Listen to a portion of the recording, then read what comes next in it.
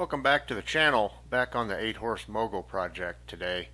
I'm going to be taking the crankshaft out so I can prep the base and the cylinder for paint, and then I'll be taking and having it pinstriped prior to reassembly. I usually don't use my impact driver on my engines just because these bolts and nuts are very soft. They're about like a 1018 steel, not heat treated or anything like that, so I usually don't use it. But in this case, all the bolts are just a little past finger tight, so it makes quick work of disassembly. Going to be taking the top bearing halves off, and then the crankshaft slides out the side of the engine. It's kind of troublesome to get out of there, but going to be taking this governor bracket off. It's the one we just poured the bearing in, so going to be taking it off, getting it out of the way. It's actually part of the part that holds the bearing. These bearings come apart in two halves. There's a top half and a bottom half, and there's basically a cast iron shoe that has poured babbitt on it, and that's what the crankshaft runs on. So this top piece just lifts off, and there's one on the other side. I'm going over there to loosen those bolts now, but basically it has shims that keep the tension correct on the bearing and the clearance, and you tighten down bolts to make that happen. So it's pretty simple design. The crankcase is dry, so the oil is fed through there's an oiler on the top, a mechanical oiler, and the crankcase is dry, so it drains out that kind of a weird looking thing there on the right hand side right below my hand there. It runs out of there.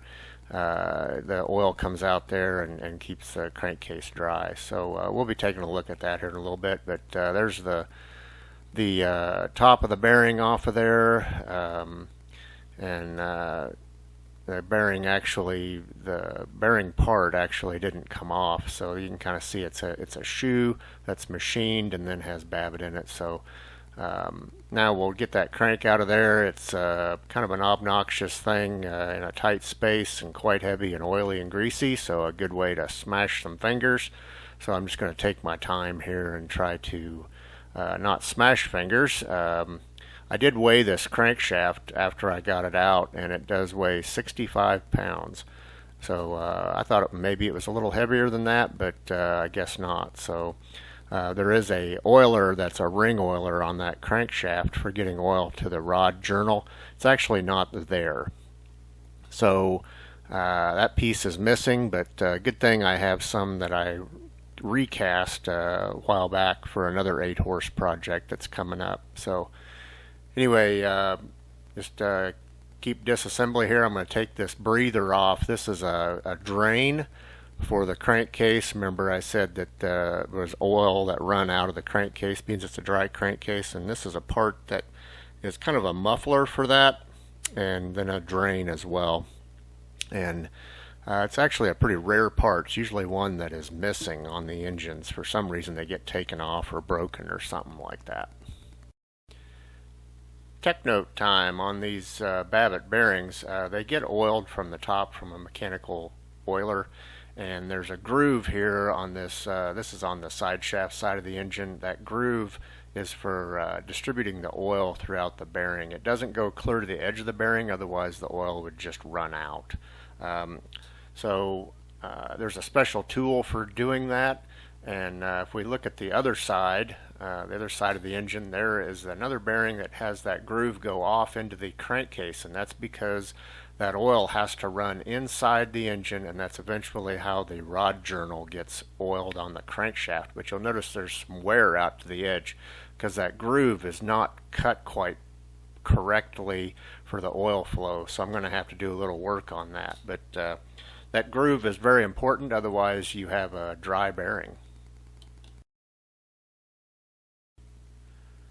Moved the whole assembly outside. I'm just going to be roughing up this casting so I can paint it.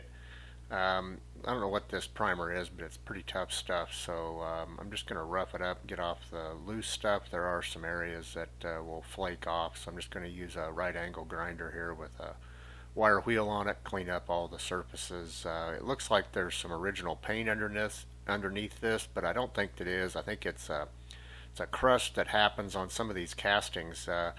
They had a binding agent, oil or something in their sand back then that would make a really hard crust on these castings. I used to try to take that off, and you can get it off with a lot of work, but there's really no need to because the paint sticks to it just fine, so I'm just going to leave it alone. So we'll get this casting cleaned up, and that way we can start painting.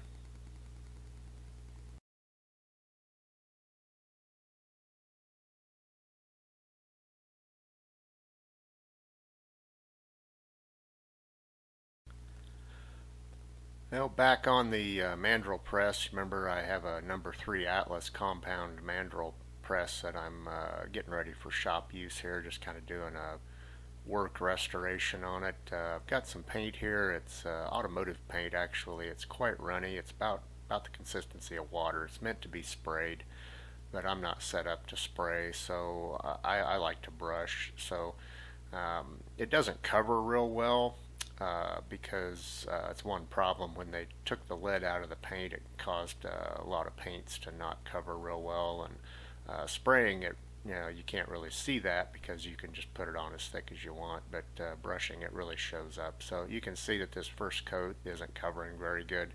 In subsequent coats here, I'm going to put a hardener in it, but for this one I did not. Just working my way around this head here and just get a coat of paint on it and then go from there. I ended up doing 3 coats on this assembly, and I think they turned out pretty well, but you can see this first coat isn't covering real well. It takes about 7 days for it to dry.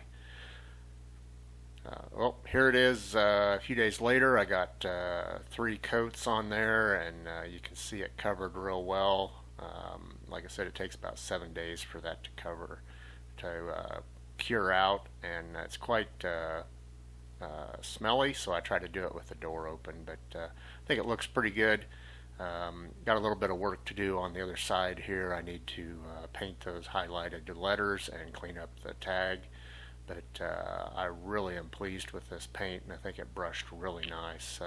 Here's a look at some of the shelving that goes underneath the base, and then the clamps that hold the head to the base, and they turned out well as the head did, I think. I mean, everything looks really good. I'm really liking this paint with the hardener in it. It's very hard, and it'll be a really durable surface, and I think it's got a really nice gloss finish to it that'll really make the press look good in the shop.